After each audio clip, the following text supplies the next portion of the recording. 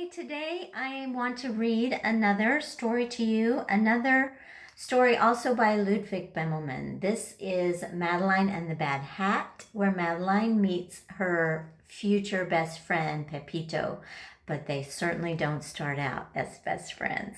So let's take a look at Madeline and the Bad Hat. Back in Paris, remember that's the setting. In an old house in Paris that was covered with vines lived 12 little girls in 2 straight lines. They left the house at 9:30 in 2 straight lines in rain or shine. The smallest one was Madeline. One day the Spanish ambassador moved into the house next door. An ambassador is someone who comes from another country to represent that country to your country. So they're kind of official, kind of important. Look, my darlings, what bliss, what joy. That's Miss Clavel talking. His Excellency has a boy. And that's Pepito. Madeline said, "It is evident that this little boy is a bad hat." Looking out their window to his. In the spring, when birdies sing, something suddenly went zing. Pepito is shooting a slingshot. The act or process of discharging a projectile from a ranged weapon. Causing pain and shock surprise during morning exercise. So that's what he shot with his slingshot. On hot summer nights, he ghosted. Ooh. In the autumn wind, he boasted that he flew the highest kite.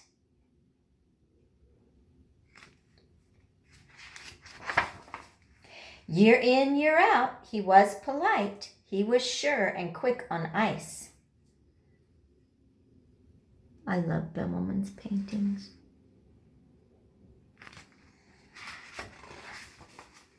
And Miss Clavel said, "Isn't he nice?" Madeline does not look convinced. One day he climbed up on the wall and cried, "Come, I invite you all. Come over sometime and I'll let you see my toys and my menagerie, my frogs and birds and bugs and bats, squirrels, hedgehogs, and 2 cats. The hunting in the neighborhood is exceptionally good."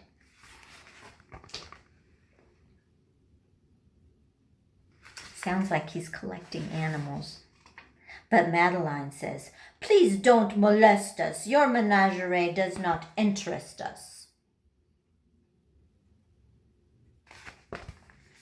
He changed his clothes and said, "I bet this invitation they will accept." Ooh, he's getting fancy. An invitation, is when someone says, "I want you to come over," right? Madeline answered, "A torero is not at all our idea of a hero." So a torero is a bullfighter. Remember, Pepito is from Spain, where bullfighting is very popular. But Madeline, who lives in France, does not want to see a bullfight. The poor lad left. He was lonesome and blue. He shut himself in. What else could he do? Remember, he has no friends. But in a short while, the little elf was back again and his old self. So he's playing tricks. But just like you and I, we're bored. Said Miss Clavel, "It seems to me he needs an outlet for his energy. A chest of tools might be attractive for a little boy that's very active." So Miss Clavel wants to help Pepito channel his energy and be creative. "I knew it. Listen to him play, hammering, sawing, and working away. Oh, but that boy was really mean." Let's see what he created. What do you think it is? He built himself a guillotine. You see this sharp blade right here? And this string drops the blade. It can cut things. Well, it could cut a watermelon or a piece of fruit open. He was unmoved by the last look the frightened chickens gave the cook. So it appears the cook is going to use the guillotine to get the chickens ready to cook, which means he has to kill them. He ate them roasted, grilled, and frito. What a horror was Pepito! He ate the chickens. I remember when my boys first discovered that chicken nuggets were actually from chickens. They were shocked. One day, went out to take the air. So there's the girls in 2 straight lines, taking their daily walk. Madeline said, "Oh, look who's here." Pepito carried a bulging sack. So do you see Pepito in there? He's got a sack, and bulging means it's full of something. It's all stretched out and fat. He was followed by an increasing pack of all the dogs in the neighborhood. So the dogs are following him. What do you think is in his sack? What do dogs like? That boy is simply misunderstood. Look at him bringing those doggies food. Oh, Miss Clavel thinks Pepito is just bringing the doggies some food. Is she right? He said, "Let's have a game of tag and let the cat out of the bag." So Pepito lets the cat out of the bag. There were no trees. And so instead, the cat jumped on Pepito's head. There was an actual cat in the bag, and all those dogs wanted not a snack, but to chase the cat. And now just listen to the poor boys crying, "Oh, secours!" which you must cry if by chance you're ever in need of help in France. Miss Clavel ran fast and faster to the scene of the disaster. The disaster was poor Pepito was being clawed by the cat. She came in time to save the bad hat, and Madeline took care of the cat. "Goodbye, Fido. So long, Rover. Let's go home. The fun is over." There was sorrowing and pain in the home of the Embassy of Spain. I think Pepito got clawed up. The ambassadress, that's the woman, his mother, wept tears of joy as she thanked Miss Clavel for saving her boy.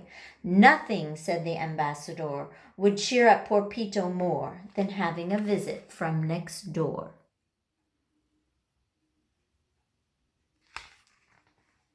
Only one visitor at a time. Will you go first, Miss Madeline? What do you think Madeline will say to Pepito? What would you say? So Madeline went in on tiptoe and whispered, "Can you hear me, Pepito?" "It serves you right, you horrid brat, for what you did to that poor cat." "I'll never hurt another cat," Pepito said. "I swear to that. I've learned my lesson. Please believe I'm turning over a new leaf." "That's fine," she said. "I hope you do. We will all keep our eyes on you." What do you think? Lo and behold, the former barbarian turned into a vegetarian. I guess he's not eating chickens anymore. And the starling and the turtle and the bunny and the bat went back to their natural habitat. So he set all the animals free that he had hunted. His love of animals was such. Oh, look at him. He's like the bird whisperer. Even Miss Clavel said, "It's too much." The little girls all cried, "Boo-hoo!" But Madeline said, "I know just what to do." He started turning the animals loose at the zoo. Not a good idea. Madeline told Pepito that he was no longer a bad hat. She said, "You are our pride and joy. You are the world's most wonderful boy." They went home and broke their bread and brushed their teeth and went to bed.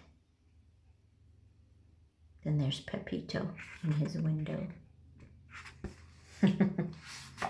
I guess they're friends now, right?